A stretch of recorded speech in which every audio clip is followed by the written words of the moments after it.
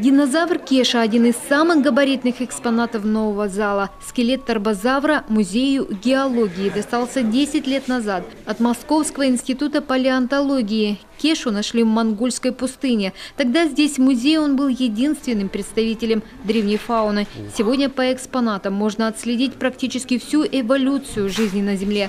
Здесь поистине уникальные находки. Одна из них – целый скелет кистеперой рыбы. Ее нашли сотрудники Института геологии под Сосногорском. Если находите остатки холоптикиус, это значит, что породы верхнего девонского возраста.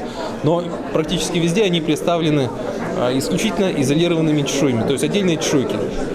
А целых скелетов этих рыб в мире всего известно несколько местонахождений. Это в Канаде, в Шотландии и в Гренландии. 3 местонахождения до сих пор было. И вот несколько лет назад было открыто еще одно местонахождение на Южном Тимане. Вот это один из 2 целых скелетов рыб, найденных на нашей территории. Самые древние экспонаты здесь – строматолитовые постройки. На научном языке это симбиоз водорослей и первых бактерий, которые существовали миллиарды лет назад на нашей планете. Много фрагментов скелета мамонта. Невероятно, что когда-то эти большие животные жили и на нашей территории. Бивни до сих пор находят жители северных районов. Вот как раз одна из историй связана с бивнем мамонта, которая в деревне Епа нашла бабушка. И позвонила, потому что ежегодно размываются берега реки и вымываются оттуда кости. И вот бабушка из деревни Епа позвонила нам и сказала, что нашла целого мамонта. Но, к сожалению, полные скелеты мамонтов на нашей территории не найдены, как в Сибири, например. Вот.